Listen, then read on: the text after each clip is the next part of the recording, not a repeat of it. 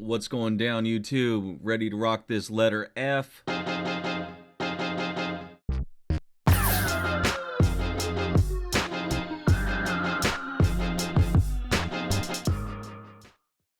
Like I said, it's one of the ones I do not use a lot. We're gonna block it out, do the same thing like we always do. I'm gonna drop that layer, gonna start working it a little bit. Let's get those nice dynamic lines going on. You know, I'm gonna keep it kind of basic. I think basic is better when you're dealing with like F's and I's and letters that don't have a lot of different bars created in them. By bars, I mean, you know, just the horizontals and the verticals, you know, making up the letter. So we're gonna bring that. Okay, putting these little swap swoops. All right, nice little angles going on there. Nice sharp angles. All right, that's looking good. All right, let's go ahead and create some of the 3D action going on. We're gonna bring it to the right this time. Every corner of your letter, you're gonna draw a line straight to that dot. Get that 3D down. Make sure you go all around. Any point that may be running down to that dot, that's the vanishing point. Alright, then you're gonna do your 3D. Make sure everything's parallel so your 3D doesn't get wonky. You know, that, like I said, when you start to do unparalleled lines and they're kind of, you know, even if they're moving just a little bit all the way down, you're gonna notice it.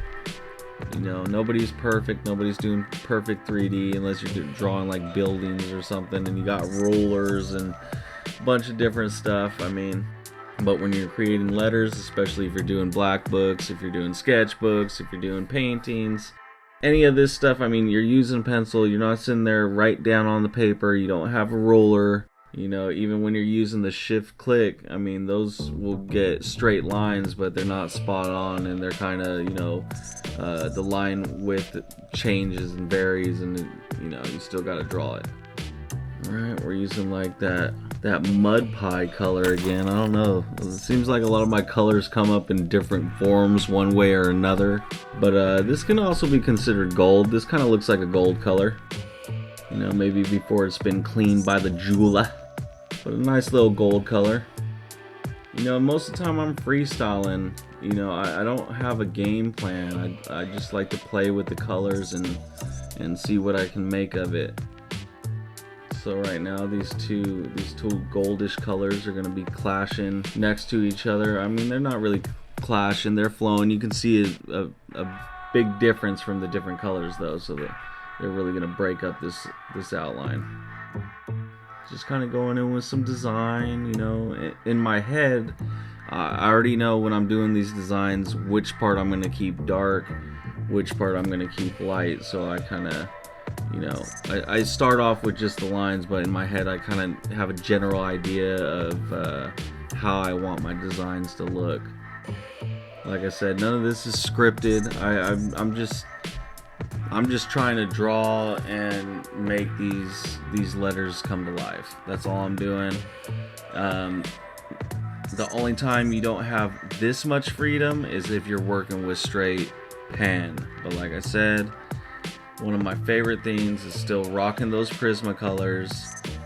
Best blending pens on the market, I think. I mean, Copics, of course, are super sick too. High quality markers, but they both really blend well. They're great for doing graffiti letters. I mean, if you want your pieces to really pop off your pages, you want a good quality marker.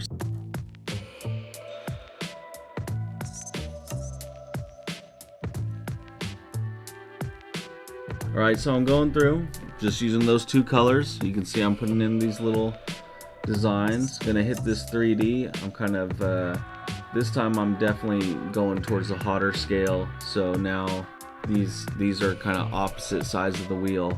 You're gonna start seeing on this one.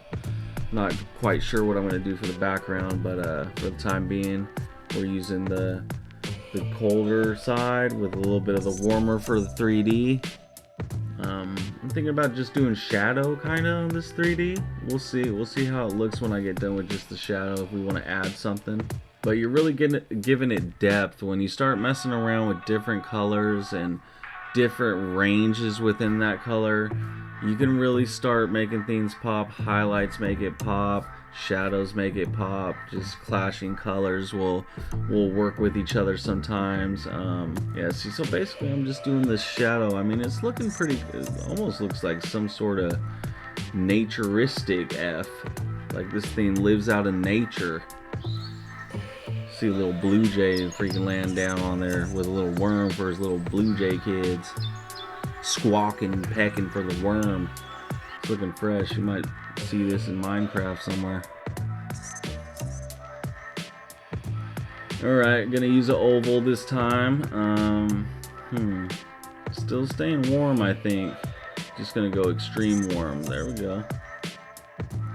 I'm keeping it basic. Like I said, the F's I don't do too much, so I'm gonna keep it basic. I'm just gonna make it look clean with those little faded kind of lines going through it, making it look clean. I'm gonna put a little star right here with a nice salmon, peaches, yogurt color. Oh, and if you want to see a certain colors rocked out in the letter, let me know too. Hit me up on the comments below, or hit me up on Twitter, Evayde1, EVAYDE1, and just let me know maybe a color play that you want to see. I'll rock it. Hitting it with that border around. See, just making it pop, man. Turning it into its own thing. You would have never thought that your letters could look like that, but if you don't rush anything, if you don't throw nothing away, and you just really work the colors, you'll start to see it come to life, and you'll be happy that you didn't throw it away, and you're happy that you didn't stop, you know? Nah, I think that's pretty clean. That's a clean F right there. It's like, forget it, man. That's fantastic. Freddy, that's fantastic, man. For sure. Fried empanadas? Freddy. Fantastic Freddy over here with fried fingers. Chicken fingers. Okay, I'm just thinking a little bit, what do I want to do? Is it done?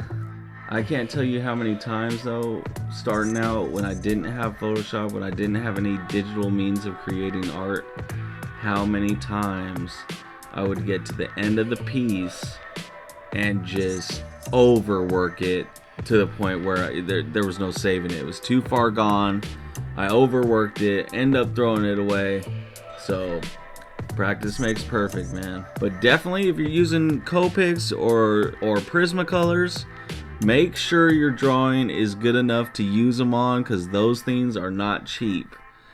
You ain't going and getting a 24 pack at Walmart of some Prismacolors for $5, that's for sure. So just make sure when you got a dope outline and you know you want to color it, if you're working with Prismacolors in the sketchbook, make sure it's what you want to use and don't overwork it.